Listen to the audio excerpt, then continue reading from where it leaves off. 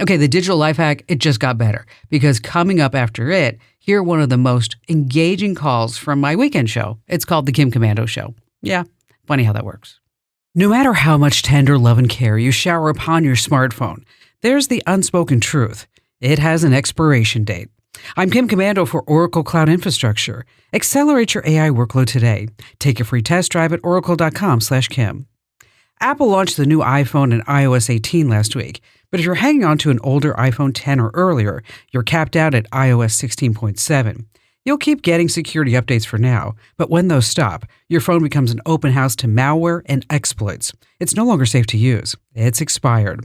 So how long will a phone last? Google offers 7 years of updates on Pixels. Samsung gives you a 4-year promise. But to know for sure, head to the website endoflife.date. It tracks end-of-life dates and support cycles for a whole bunch of products, not just phones. Again, the website's address is endoflife.date. And speaking of phones, there's still time to enter to win a brand new iPhone 16. Head to winfromkim.com. Hey, have you heard about The Current? It's this amazing free tech newsletter that keeps you in the loop about everything AI, making money, and insider tips to get ahead at work and life. Everything is tech now. I can't afford to fall behind, and neither can you. In just 5 minutes a day, that's it. The Current makes it so easy to stay ahead without feeling overwhelmed. Join 500,000 people at getthecurrent.com. It's free. Don't be left behind. That's getthecurrent.com. Sign up now. Getthecurrent.com. All right, just as I promised, here's a fantastic call for my show that you've got to hear. Jerry in Sarasota, Florida. Hi there, Jerry. Hey, how are you, Kim? I'm good. What's going on? Well, I was reading your newsletter, I think last week one day, and as I'm reading that in the mail that day, we also got 2 letters. Actually, my wife got a letter one day, and I got one the next day under a letterhead that said it was from the Justice Department. Mm-hmm.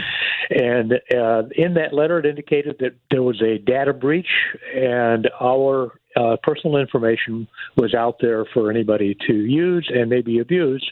And of course, I was concerned about this and started to pursue to find out exactly what the situation was. But with all of the scams and so on that are going on, I really questioned the veracity of the letter, of either of the letters. Mm-hmm. They were almost identical.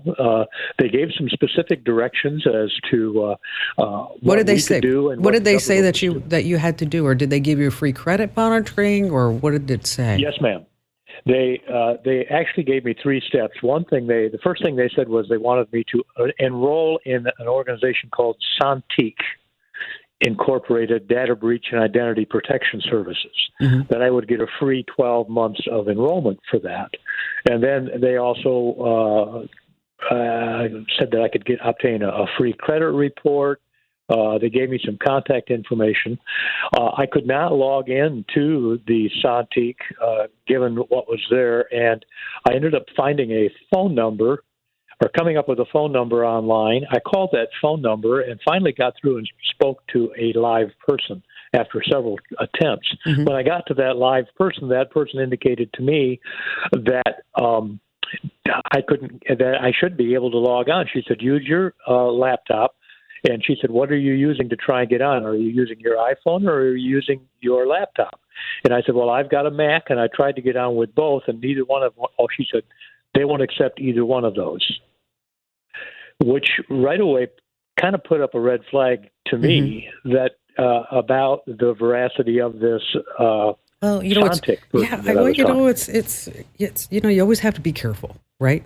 I mean, you always have to know that there is somebody who's going to try to steal something from you around every cyber corner, so to speak. Exactly. Now, what I would do is I would Google search just maybe some certain words, certain sentences in that letter, highlight the sentences, and then paste them into Google, see what pops up. Okay. And you may find that official letter from the Department of Justice, maybe as part of a press release, maybe as part of their website.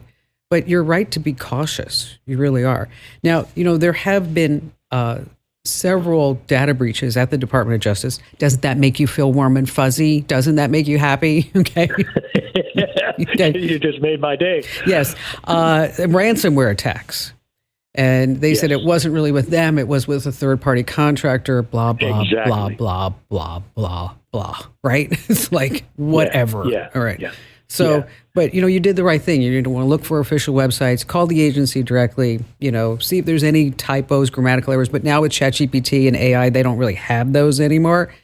But again, what my litmus test is always just to grab a couple of sentences that are fairly unique and that wouldn't be any place else except for within a bona fide statement by the Department of Justice or within some type of press release or some type of communications that they are putting forth from the official agency.